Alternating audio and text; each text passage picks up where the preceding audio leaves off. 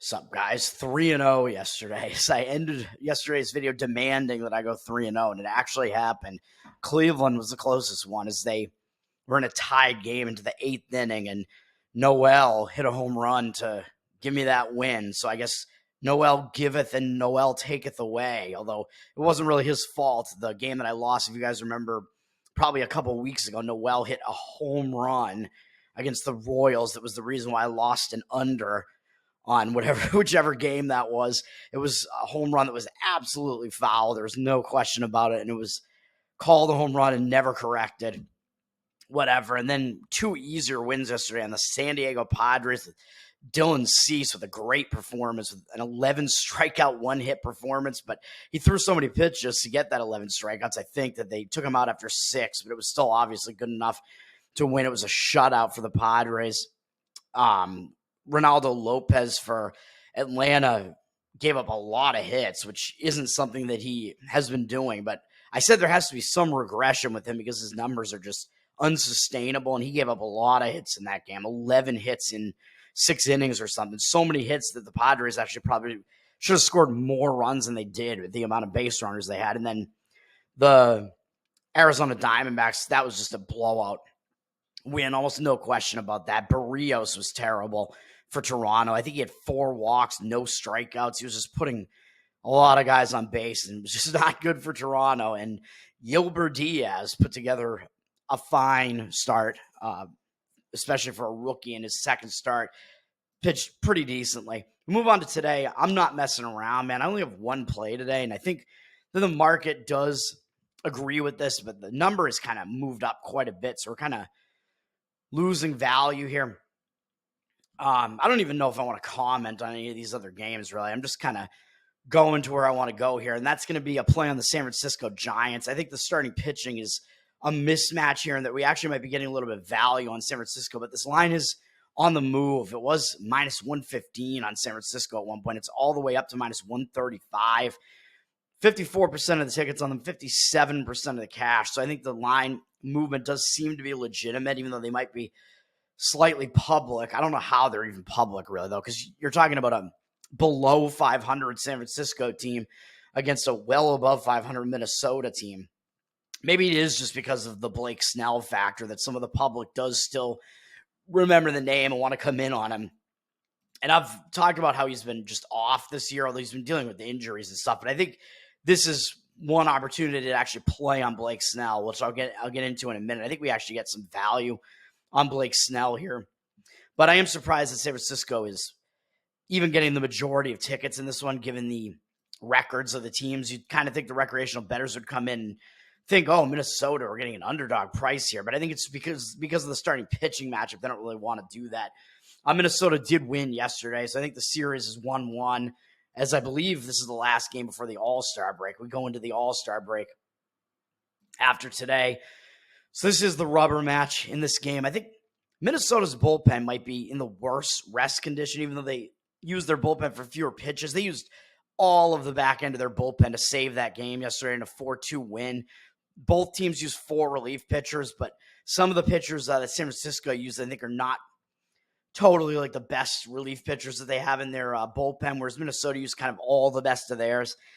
So I do think that the bullpen situation, I don't know if I would say it's really in favor of San Francisco, but I think it's not something that's going to take us away from playing the full game on this one. I'm going to play the full game on this one just because the line is up to minus 135. So that gets a little bit high. So I think that gets into a situation where I like to split run line and money line, and hopefully we'll be able to get a win on San Francisco by more than a run.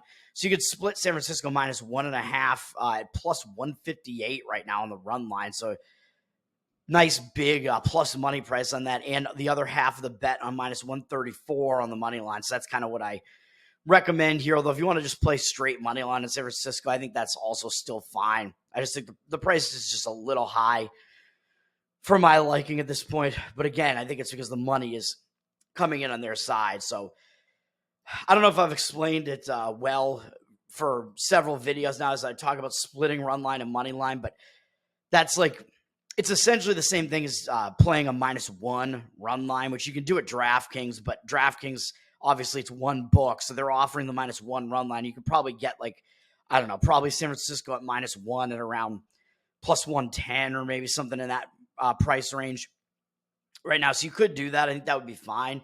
But if you have multiple books, I think you can shop around and you can kind of make your own -1 run line and actually get a little bit of a better price that way by doing like what I did here, where I said I can find a -1.5 run line at +158, put half of the bet on that and put the other half on the -134. Because if you're playing -1, of course, if it lands exactly 1, you push the whole bet.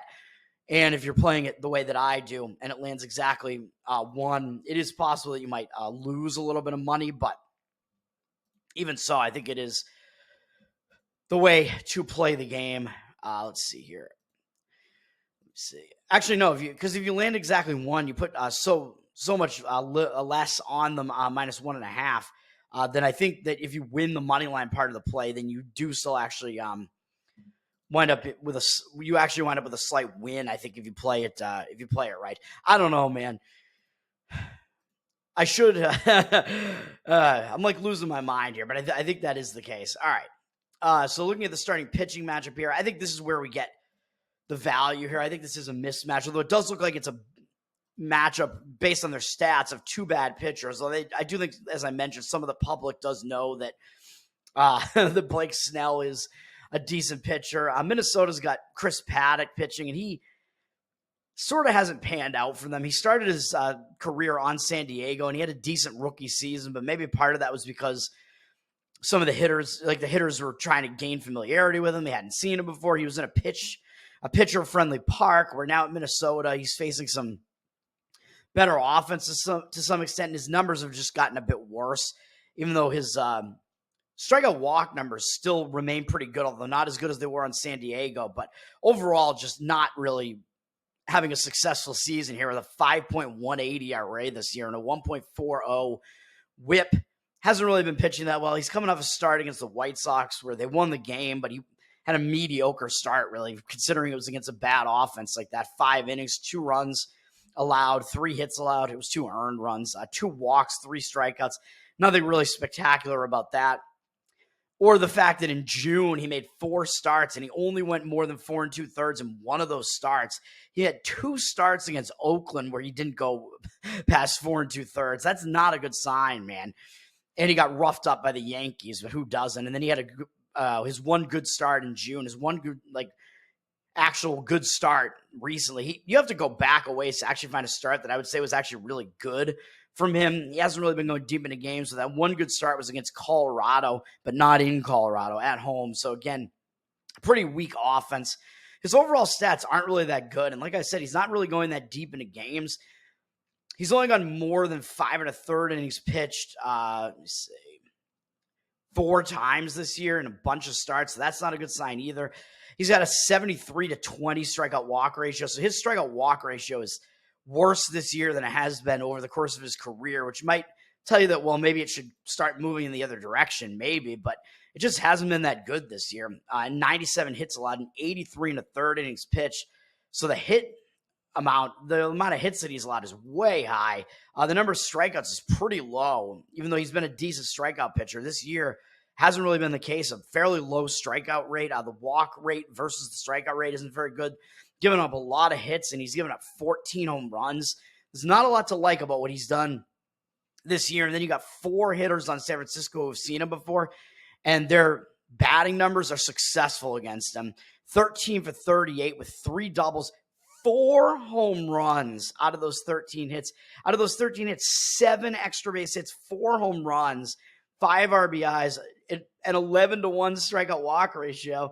So he has had a good strikeout walk ratio against them, but he's been torched by these hitters as far as their actual ability to hit him. And it amounts to a 342 batting average and 1,096 OPS. So Paddock has not been successful against these Giants hitters, the ones that have seen him. Then on the other side, like I mentioned, Blake Snell. I mean, his season stats are really bad. 7.85 ERA, 1.74 whip, but he's been injured most of the season. So he was struggling at the beginning of the season. He just hadn't gotten it together yet, but his most recent start maybe tells you that maybe he is. So he went on the DL He had some injuries, and coming back from that DL, maybe he's figured something out, man, because his start against Toronto, they do have a good offense. It wasn't bad. He had a 5-inning shutout performance. They're only allowed 1 hit.